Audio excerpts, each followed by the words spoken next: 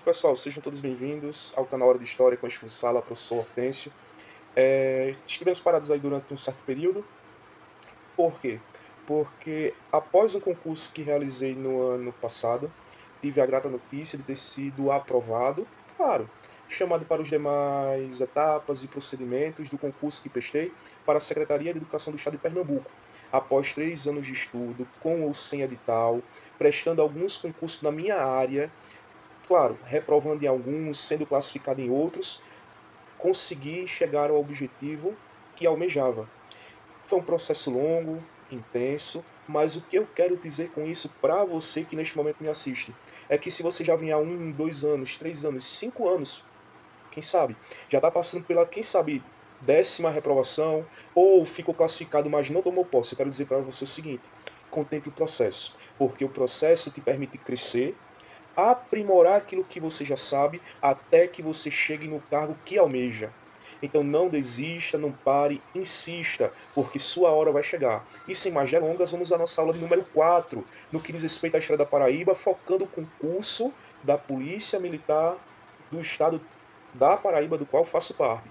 E como tema da aula de hoje, nós teremos a seguinte temática: as invasões holandesas. Aula de número 4, tema as invasões holandesas. E para podermos entender melhor o porquê esse processo ocorreu, devemos considerar o que nos diz o professor José Otávio de Arruda Melo, que estou tomando como referência para estas aulas. A primeira coisa que ele nos informa é justamente o contexto em que ocorre tal processo. Como nós já vimos na aula passada, o contexto é o da União Ibérica, marcado pela união das coroas espanhola e portuguesa. Ou seja, a Espanha passa a governar o Estado de Portugal, e não apenas o Estado de Portugal, mas todas as colônias portuguesas ao redor do mundo. E nesta perspectiva, o que é que tem a ver os holandeses com esse processo? Os holandeses, vale lembrar, que eles financiavam, comercializavam, eles refinavam o açúcar que era produzido na América Portuguesa. E qual o receio dos holandeses diante da União Ibérica, que vai de 1580 a 1640? É ficar de fora do comércio do açúcar, que era produzido na então colônia de Portugal, que agora, com a União Ibérica, passa a fazer parte ou integram as colônias da Espanha ao redor do mundo. Então, com receio em perder a participação na exploração do açúcar, e diante de conflitos que a Holanda travava contra a Espanha, nós temos justamente este fator como motivo originador para que a Holanda intente invadir o território português, ou agora espanhol, com a União Ibérica, aqui na América. Tranquilo até aí, turma? Alguma dúvida, qualquer coisa, deixa aí no comentário. Tua dúvida, alguma pergunta, questionamento, tranquilo? Seguindo. Segundo ponto a ser considerado aqui é o fato de que havia uma rivalidade entre espanhóis e holandeses. Os espanhóis eram rivais dos holandeses, principalmente quando consideramos, claro, esse receio em sair, em deixar de fazer parte dessa exploração do açúcar, e também porque havia um dilema envolvendo, de um lado, por exemplo, holandeses e ingleses, que queriam o mar aberto, o mar livre para a navegação, para o comércio, enquanto que do outro lado, espanhóis e portugueses queriam manter o mar fechado. Mas como assim mar livre e mar fechado? Lembre que com o Tratado de Tordesilhas, basicamente o mundo descoberto e por se descobrir foi dividido apenas entre espanhóis e portugueses, restringindo ou limitando as navegações de outros estados europeus, como de ingleses e holandeses. E diante dessas restrições que envolveram o Mar Livre ou o Mar Fechado, por causa do Tratado de Tordesilhas, nós vamos ter aí, por exemplo, ingleses financiando piratas, a pirataria, para tentar justamente atender a sua respectiva demanda, assim como os holandeses vão organizar em 1621 a Companhia das Índias Ocidentais, justamente para tomar justamente aquele território que no contexto da União Ibérica passara a integrar também as colônias da Espanha, por causa da União Ibérica. Quarto ponto a ser considerado aqui é o apoio dos judaizantes, ou seja, de judeus que, por causa da perseguição religiosa, converteram-se ao cristianismo, mas que continuavam praticando sua religião e que passaram a apoiar os holandeses nesse processo. Por quê? Porque eles estavam sendo perseguidos religiosamente pelo Tribunal do Santo Ofício. E, por fim, devemos considerar aqui o fato de que os holandeses, nesse contexto, estavam melhor organizados economicamente, organizaram, como já dito, a Companhia das Índias Ocidentais, que reunia judeus, que reuniam comerciantes, banqueiros, enfim, reunia não apenas um aparato no que diz respeito à questão militar, mas também econômica. A Holanda estava melhor organizada economicamente do que a própria Espanha nesse período. E isto vai influenciar justamente nessas invasões, nas tentativas de invasões. E aqui, especificamente, claro, estaremos tratando da Paraíba. Sendo assim, o processo de invasão à Paraíba ocorre pouco tempo depois da invasão a Pernambuco. Os holandeses inicialmente dominam Pernambuco no ano de 1630 e, posteriormente, após 3 tentativas, eles irão dominar a Paraíba. Sendo assim, observe o seguinte, a primeira tentativa de invasão à Paraíba envolve uma movimentação militar. Segundo José Otávio de Arruda Melo, ele vai dizer que aproximadamente 2.000 homens, mobilizados pela Companhia das Índias Ocidentais, acabaram sendo mobilizados para tentar dominar esse território, mas pela falta de conhecimento da geografia da região, mesmo com a superioridade militar, eles não conseguiram tomar este território. E isso no ano de 1631.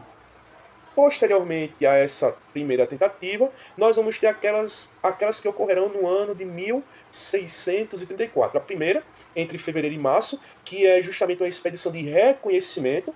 Eles tomaram a experiência, a partir da primeira tentativa, a experiência que tiveram, que foi um verdadeiro fracasso, para tentar analisar o território, reconhecer seus aspectos geográficos, e no mesmo ano de 1634, após realizarem o reconhecimento, eles acabaram concretizando justamente o quê?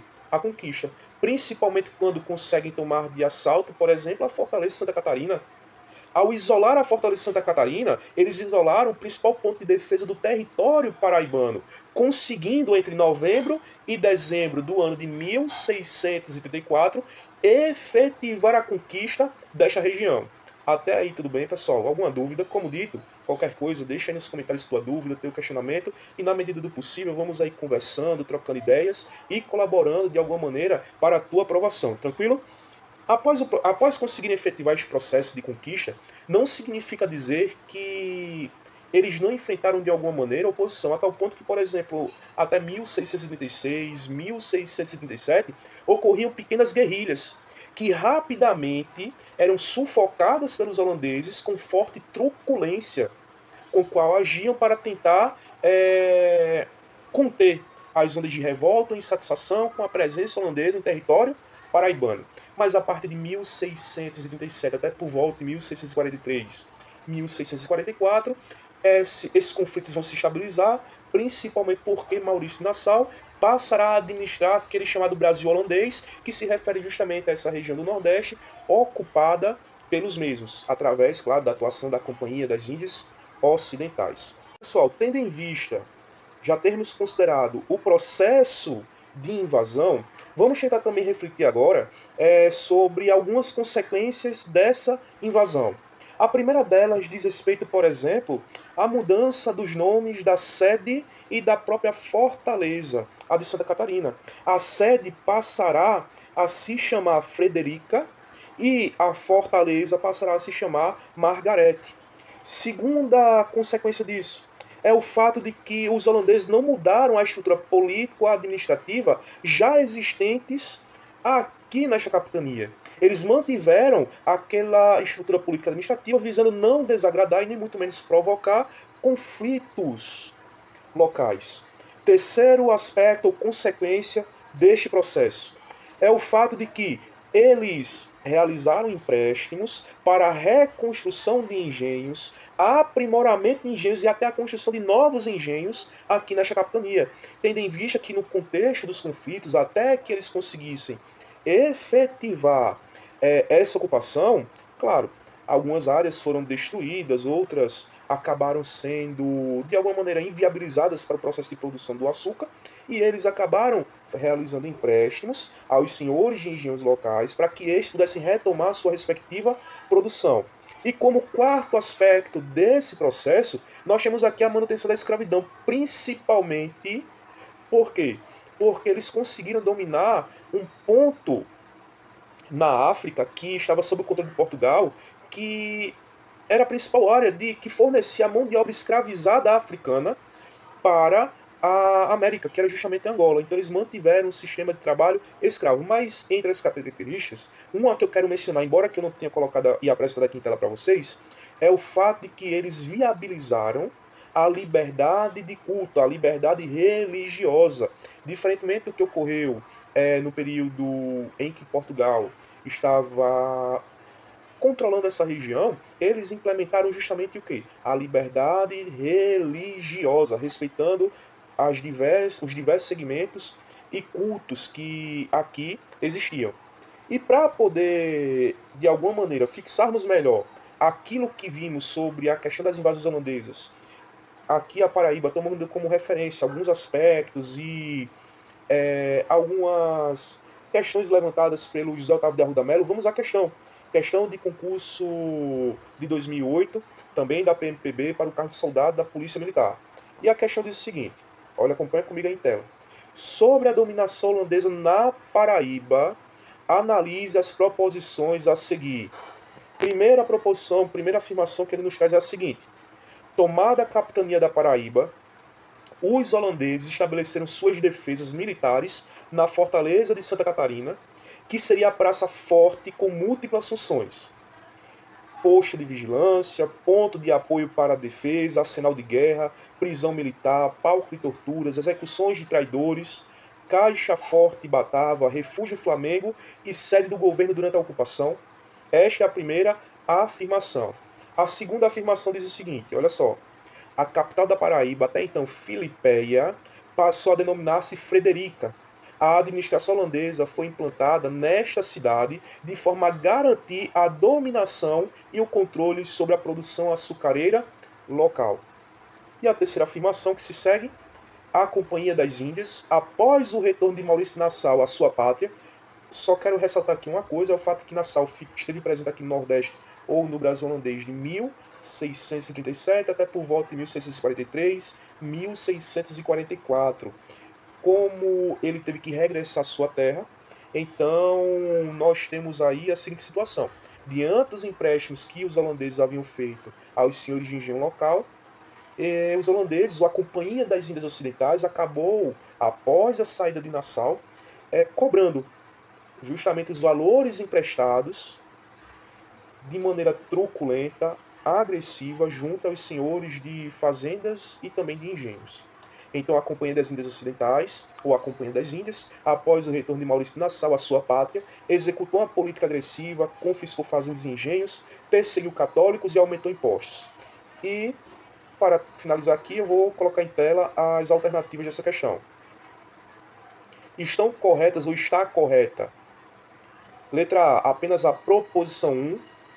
Letra B, apenas as proposições 1 e 2. Letra C, apenas as proposições 2 e 3. Letra D, apenas as proposições 1 e 3. Ou, como diz a letra E, todas as proposições. Eu peço que vocês pausem o vídeo durante um instante, reflitam mais uma vez em torno da questão dos itens que se seguem, e daqui a pouco nós retomamos nossa aula. Tranquilo, galera? Então, tendo em vista que possivelmente vocês pausaram o vídeo, refletiram mais uma vez em torno ou sobre a questão, com base naquilo que foi comentado ao longo da aula, nós podemos dizer aqui que todas essas afirmações elas estão corretas. Vale lembrar que a Fortaleza de Santa Catarina, que está justamente na desembocadura do Rio Paraíba, na região ali de Cabedelo, servia como uma área militar estratégica muito importante para a visualização de quem estava por chegar e também como um local de controle de quem entrava ou saía da capitania. Vale lembrar que era justamente um ponto estratégico militar para a defesa do território, bem como um local em que ocorriam punições àqueles que, de alguma maneira, desobedeciam de encontro ao domínio holandês. A segunda informação, como vimos ao longo da aula, também está correta, uma vez que com o domínio, a conquista, a consolidação dessa conquista dos holandeses da Paraíba, nós vamos ter essa mudança assim, de nome, de Filipe para Frederica, e como consequência da saída de Nassau da administração do Brasil holandês, Obviamente, a Companhia das Índias Ocidentais, que passa o controle dessa administração, vai cobrar de maneira veemente, de maneira rigorosa, sem querer dialogar, conversar com os seus devedores, vai cobrar de maneira agressiva os empréstimos feitos para a reconstrução dos engenhos, melhoria da produção do cana-de-açúcar, para tentar reaver o investimento feito. Até aí, tudo bem, galera? Alguma dúvida? Espero que não. Eu espero que vocês tenham gostado. Eu quero pedir a vocês que, se possível, curta, inscreva-se no canal, compartilhe este vídeo com mais pessoas e vamos juntos à aprovação. Não desista, não pare, siga em frente, contemple o processo e logo, logo será a sua vez de chegar ao seu objetivo. Até a próxima, hein? Tchau, tchau.